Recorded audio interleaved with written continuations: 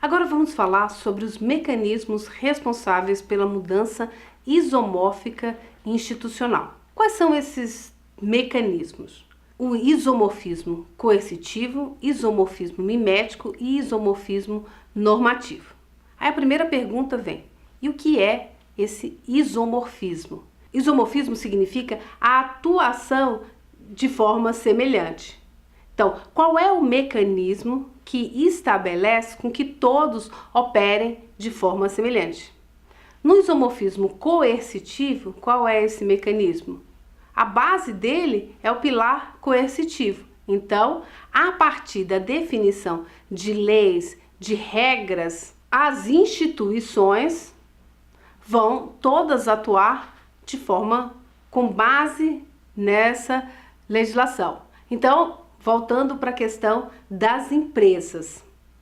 No pilar coercitivo, é claramente definido quais são os padrões que as empresas devem atuar. A partir desse padrão coercitivo, por exemplo, se estabelece um ambiente de governança corporativa. Então, nesse ambiente de governança, você tem uma relação entre o agente e o principal que detém os recursos e o agente que está responsável em usar da melhor forma esses recursos e remunerar os acionistas. Então, o pilar coercitivo define leis, regras, e o isomorfismo coercitivo vai fazer o quê? Com que todos os atores, participantes desse processo, atuem de forma semelhante. Então, o isomorfismo coercitivo advém da influência política, do ambiente legal e do governo, de pressões formais e informais sobre a organização e outras organizações, nos quais eles são dependentes.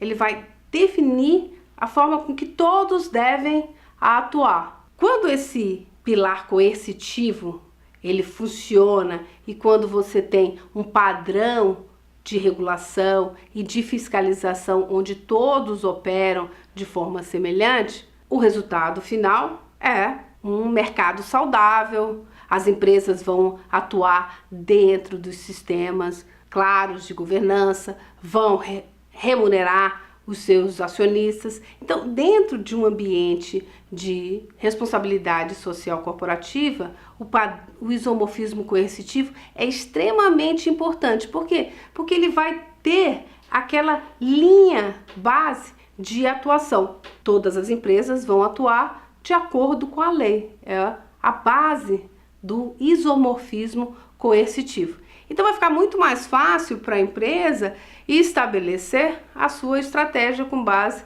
na responsabilidade social corporativa. Por quê? Porque eu tenho um limite, uma linha base onde todas as empresas vão atuar. Então esse mecanismo chamado de isomorfismo coercitivo, ela vai definir as regras. A partir dessa definição de regras, as empresas vão atuar de forma semelhante e teremos então uma linha base de atuação.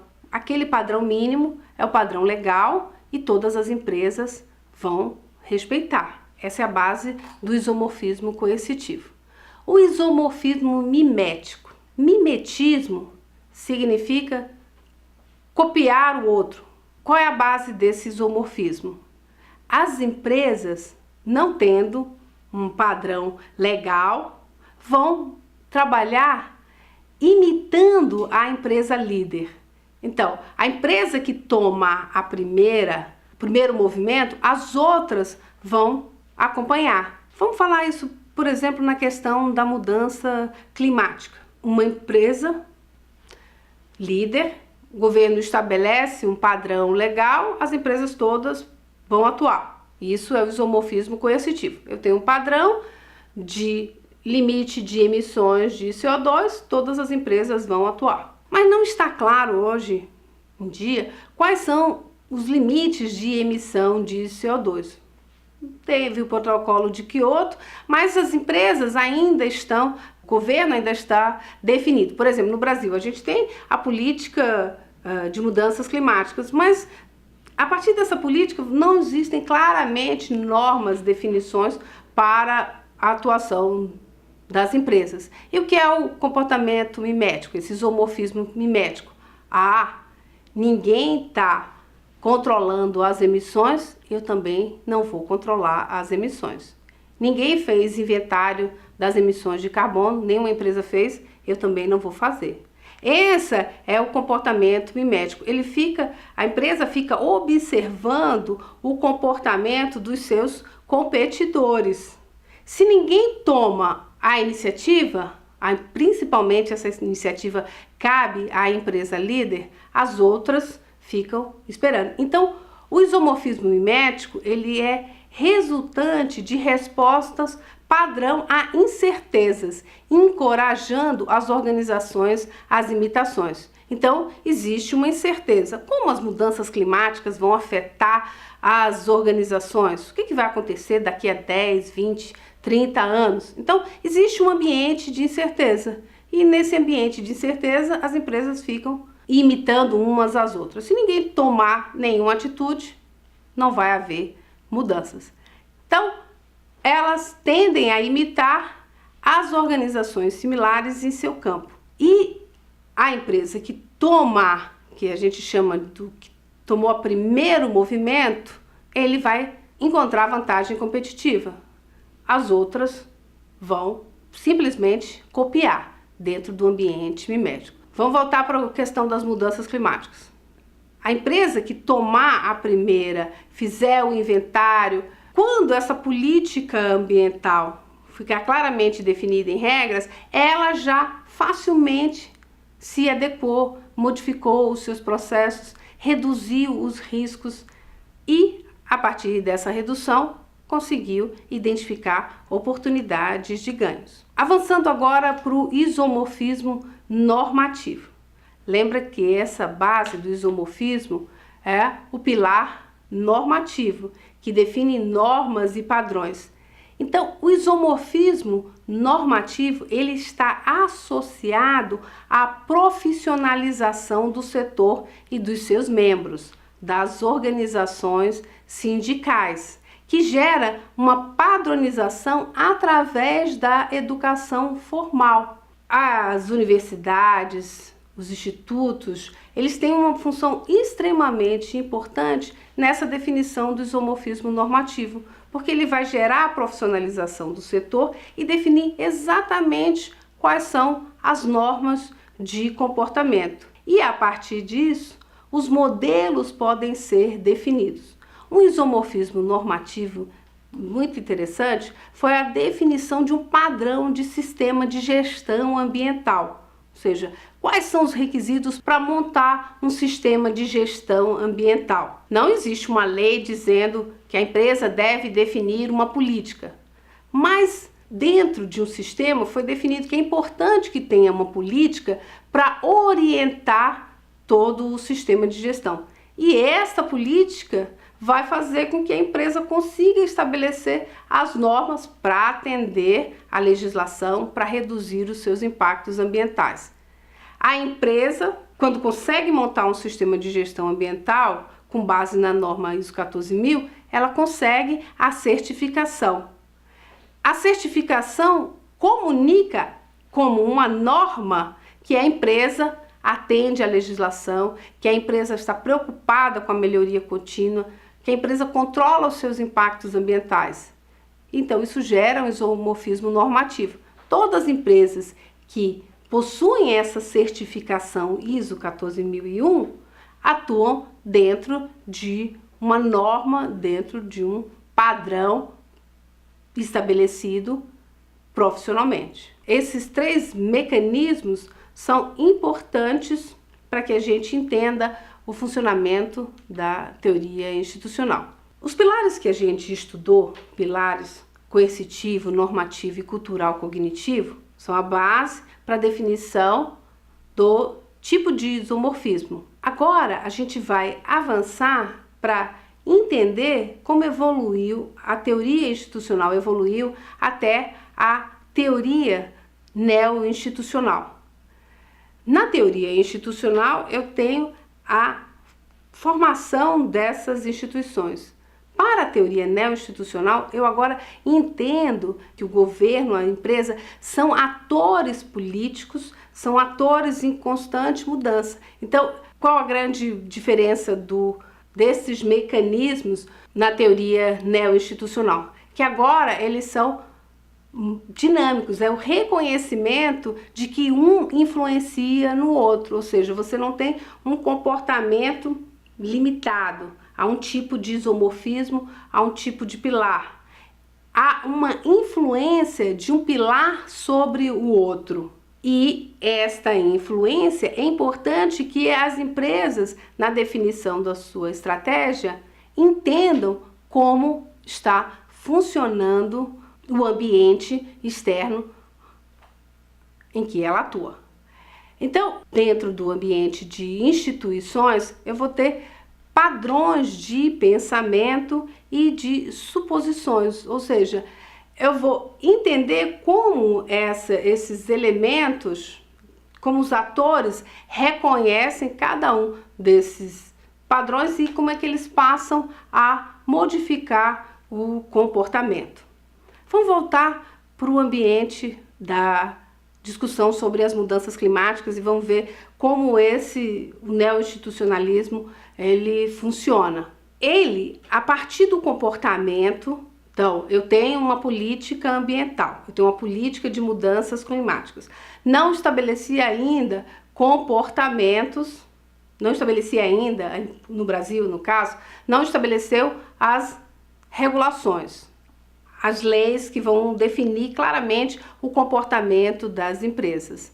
Então, não existe um isomorfismo coercitivo, mas se uma empresa toma uma ação proativa e começa a definir um comportamento, limitar as suas emissões, e este comportamento passa a ser imitado, então eu tenho uma predominância do isomorfismo mimético. E o que que vai fazer? Ele pode, este comportamento, fazer com que seja definido, então, normas e leis que vão limitar o comportamento de todas as empresas daquele setor. Você viu como agora o elemento foi muito mais dinâmico? A gente está estudando no neo-institucionalismo a interação que cada um desses pilares vai ter sobre o outro e a influência de cada um deles no comportamento isomórfico e daí a definição dos padrões. É nessa forma que a teoria institucional vem avançando. E aí o ponto-chave é entender como isso vai modificar a minha abordagem do sistema de negócios. Se a empresa vai simplesmente reagir a esse ambiente externo, a essas pressões do ambiente externo, ou ela vai interagir com essas pressões do ambiente externo, modificando a sua abordagem de negócios dentro de um sistema muito mais dinâmico. Tudo que a gente estudou até agora, identificando os pilares institucionais, identificando os mecanismos isomórficos, vendo como a teoria evoluiu para uma abordagem neo-institucional, ou seja, nessa abordagem dos atores políticos e como esse ambiente externo vai influenciar o ambiente de negócios e como a empresa deve interagir, ou seja, como ela observa o que está acontecendo no ambiente externo, na sua abordagem de negócios, simplesmente recebendo essas pressões, ou se ela interage e nessa interação ela modifica também essas pressões. E na interação, nesse comportamento mimético, ele consegue ter uma força de pressão que vai modificar as instituições. E aí você tem um sistema muito mais dinâmico, que exige que a empresa tenha muito bem definida a sua estratégia. A estratégia para competir dentro desse ambiente, dentro desse mercado. Agora vamos tentar entender como a teoria institucional se relaciona com a responsabilidade social corporativa. Ficou claro para vocês que a teoria institucional ela está estudando o ambiente externo e como esse ambiente externo vai influenciar o ambiente organizacional, que a partir desse comportamento do ambiente organizacional, a gente vai ter uma influência sobre as organizações. A teoria institucional diz que agora tem que entender os participantes, ou seja, as instituições, como atores sociopolíticos. E esses atores definem a sua estratégia e estabelecem mecanismos de pressão. E eles atuam também influenciando o comportamento das empresas. E para isso a empresa consegue definir a sua estratégia de responsabilidade social corporativa.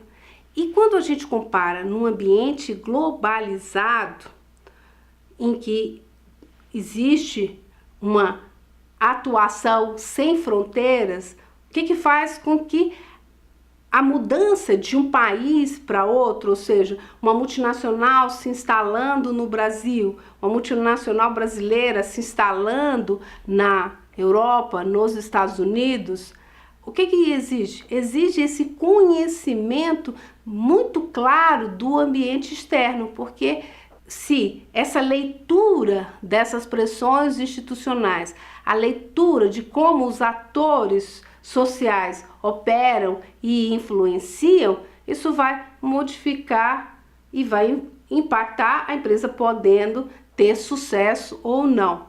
Então, a teoria institucional, ela é útil na abordagem comparativa para enquadrar a RSC num contexto mais amplo, num contexto de responsabilidade social, ambiental e econômica. Porque um comportamento que é culturalmente aceito num país, ele pode não ser aceito no outro. E isso a RSC vai dar exatamente o suporte para que a empresa consiga estabelecer a sua estratégia para atuar em diferentes setores. E é importante que, como as instituições elas são construídas ao longo de décadas, é importante que a gente tenha uma visão de como evoluiu essas instituições ao longo da história e como ela formou os quadros institucionais nacionais de cada país. Tal como se formou o sistema financeiro, o sistema político, o sistema educacional, o sistema laboral e o sistema cultural. Esta é a base para que a gente tenha condições de estabelecer uma RSC adequada a cada ambiente institucional em que a empresa opera e dessa forma ela conseguir ganhos. A gente tem dois tipos que a gente vai ver a seguir: a RSC explícita e a RSC implícita. É o que veremos no próximo bloco.